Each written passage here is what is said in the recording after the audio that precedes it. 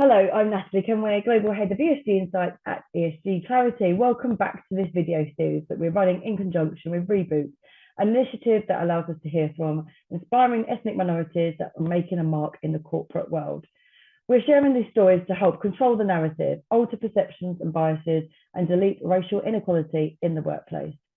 So today I'm delighted to be interviewing Sachin Bhatia, Head of UK Consultants and Core Institutional Clients at Invesco.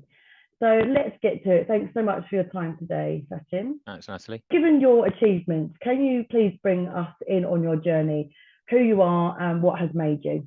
As you said, I'm head of UK core institutional and consultants at Invesco. Sort of rewinding back, I'm a first generation Indian immigrant, and both my parents sort of emigrated here in the late 60s and 70s, and studied economics at university. Was brought up in a household that is very much focused on sort of, you work hard and you'll reap the rewards of that. And then sort of went into the financial services sector, working as an investment consultant, and then in various asset managers and sort of sales and consultant focused roles. And over the last few years in particular, have really, I guess I've always had a passion for D&I, diversity and inclusion, but over the last few years and part of it has been not seeing enough done. So feeling that I could add some value and build on some of the momentum that was happening.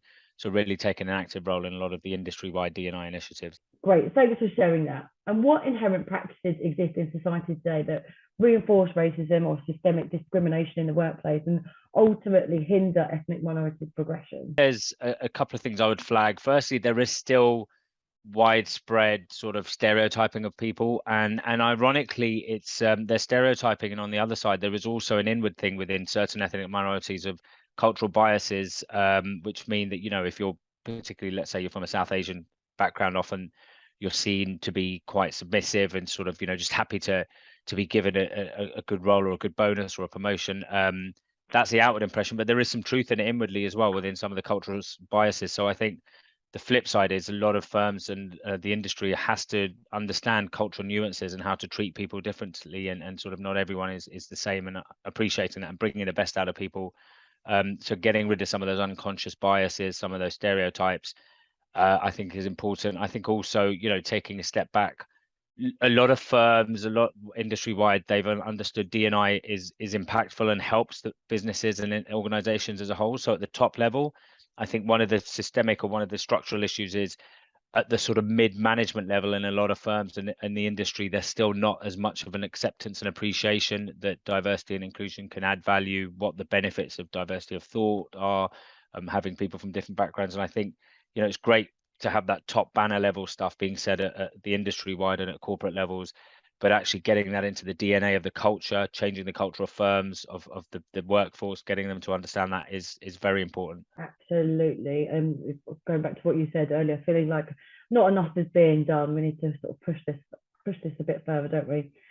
So as an ethnic minority role model and leader, what advice would you give to any other professional ethnic minorities, the next generation coming into the workplace? I'd kind of go back to a point I just said in that, I don't want to generalize, but within different ethnic minorities, there are some cultural biases, and whether that's, I would say, particularly being from a Southeast Asian background, it's that thing that, if you study hard and you work hard, regardless, the cream will rise to the top or you'll sort of progress.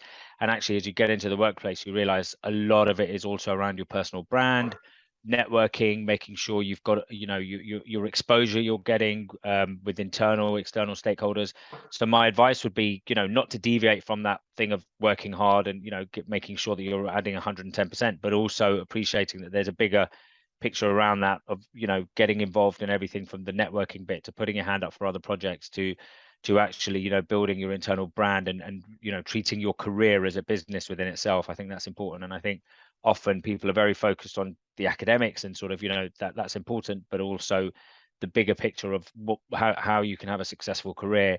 The bit that I would caveat that with is that you should also be your true self. Don't feel that you have to be a chameleon and sort of, be someone else when you turn up at work. So part of the onus is also on firms and on the industry to appreciate that people are different. There's diversity in cultures, there's diversity in backgrounds, and that not everyone will react in the same way and be the same. So you've got to have a culture that appreciates that. So I would say it's it's basically just understanding that, you know, your career is a journey. So all the things you do around your own personal brand are very important, and the more you can understand that, the better.